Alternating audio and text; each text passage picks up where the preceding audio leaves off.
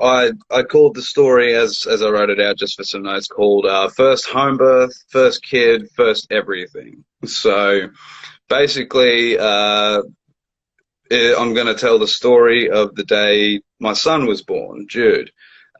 Jude was 41 weeks, I think. He was pretty overdue. And what was the best part about that is that it was a home birth as well. And it's not a very common thing that is done anymore, but like it's what people used to do not so long ago. Like they had midwives. They were a normal regular job, right? It's only been like the last, what, 40, 50 years where it's like you have to do it in a hospital, right?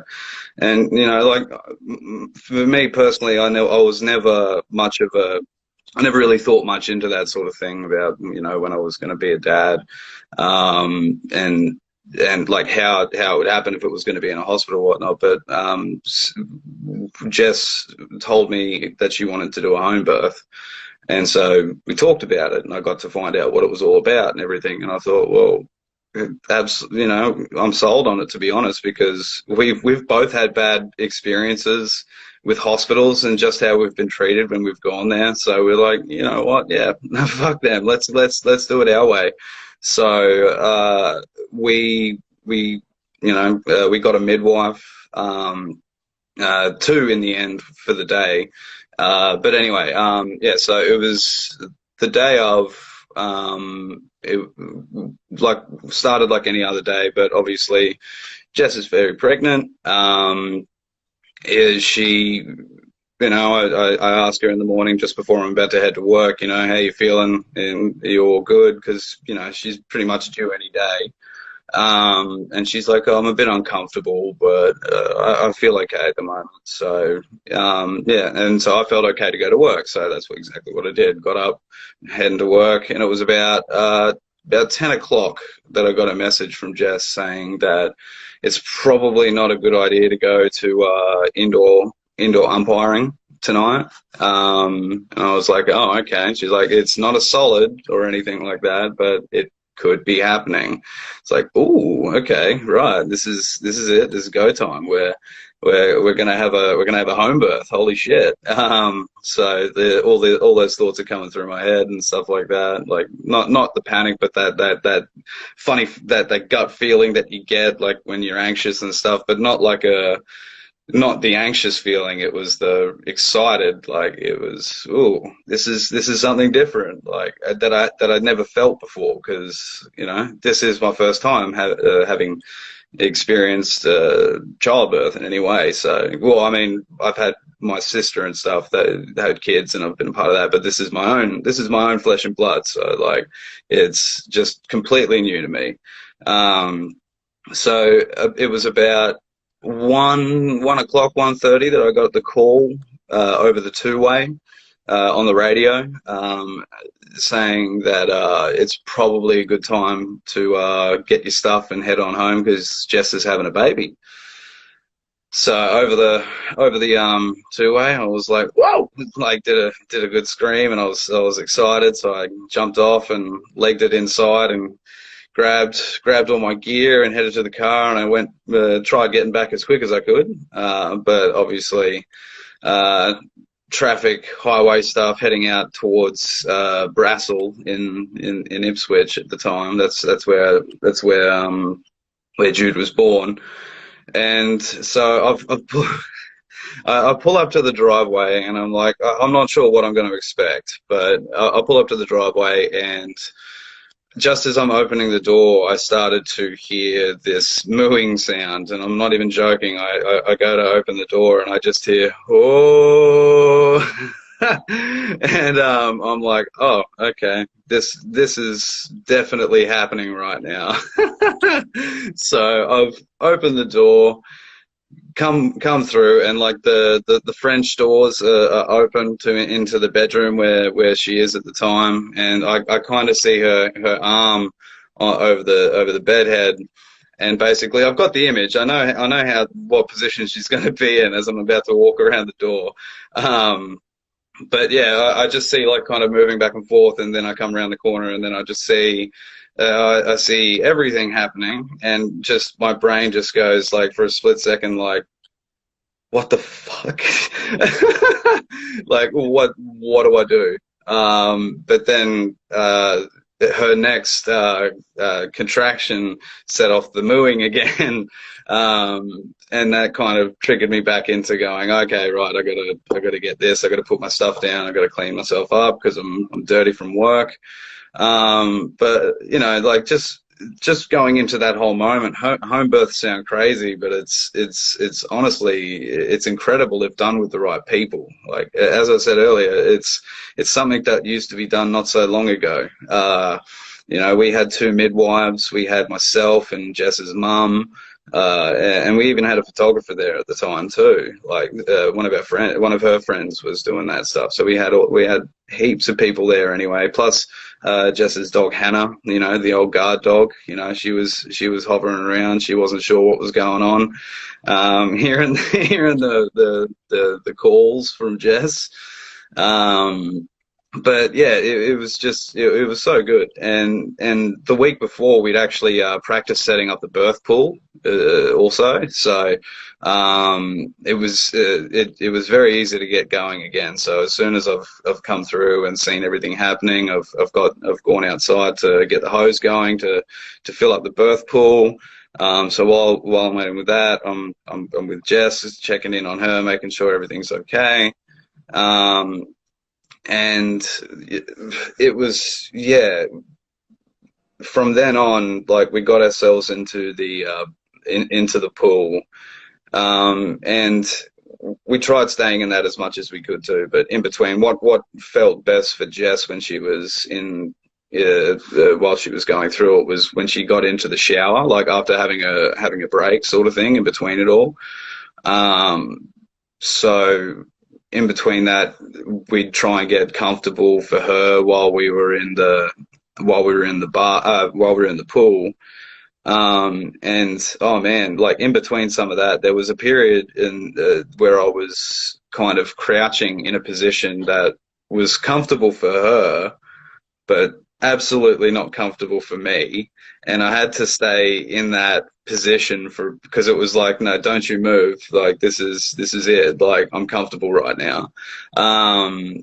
And yeah, I was just in a really awkward position where my ankle felt like it had gone completely numb, and I tried stepping out of the pool afterwards and just kind of went out with a limp a little bit. And in between that, I'd gone outside because that was about 3 hours I was in that position for.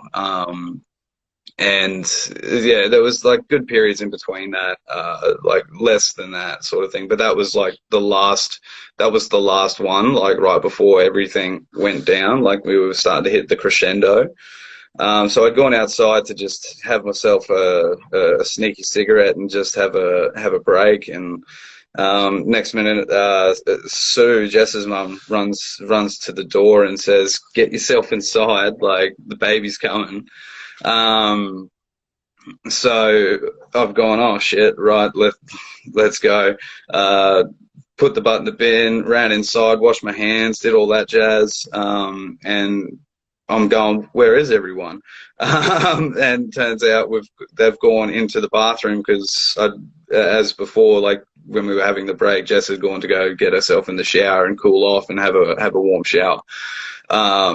And right when that was happening, that was obviously the right point. Like that was the calling, as you would say, for everything to finally happen.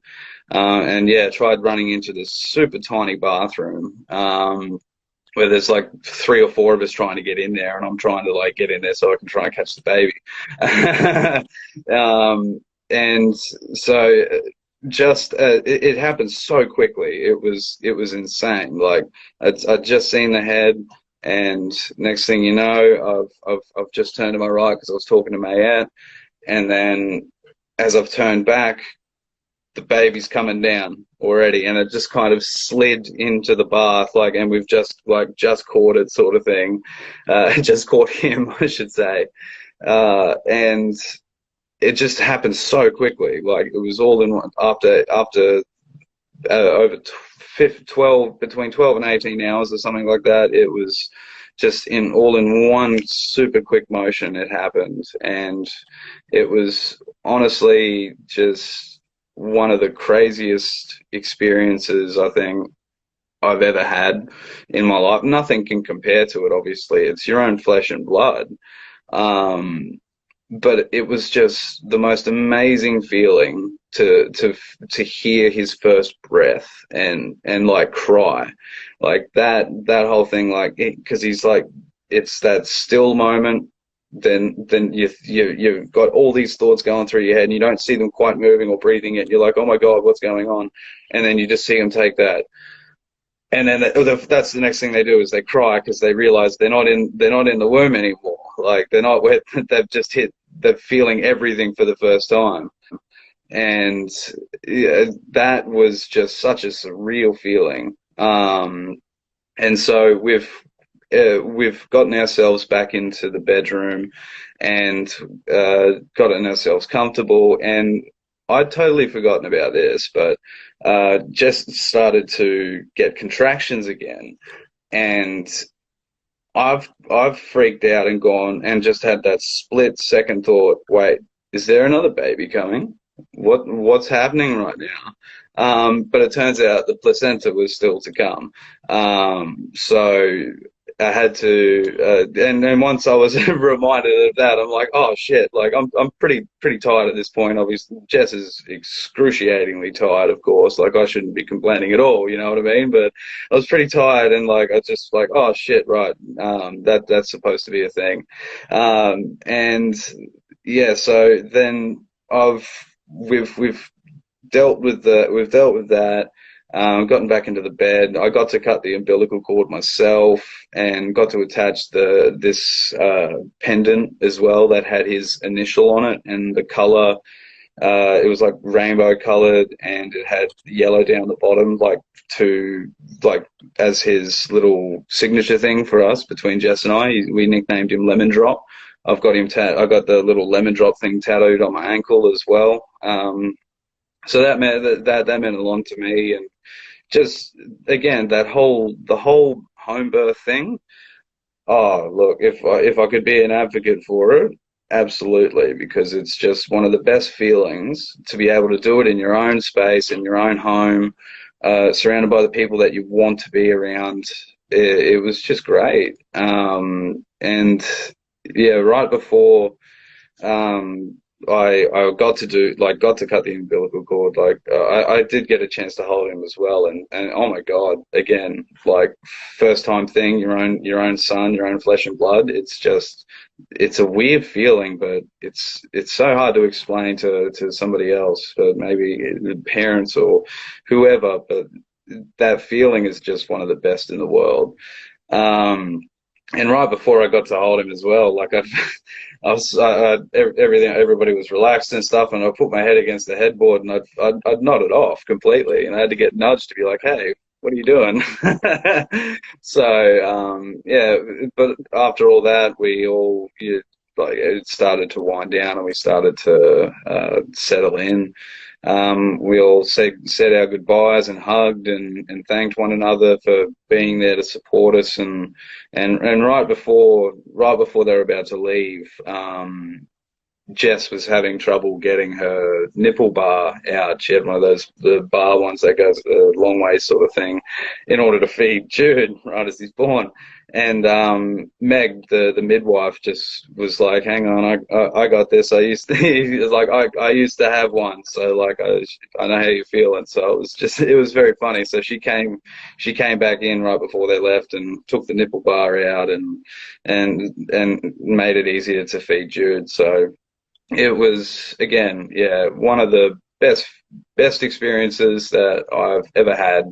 And oh, look, yeah, again, if I could be an advocate for it, I think more people should be more comfortable looking at doing it in a different way, because, you know, like I said, some people don't like hospitals. Some people don't like the way that they deal with the births there, and I think it's honestly that they treat it like a number sort of thing, and that's not how giving birth should be. It should be a really strong, powerful experience for both of you because you're bringing your own kind into this world. So I don't. I for one as well didn't like that feeling. So that again, like, made me more inclined to do it.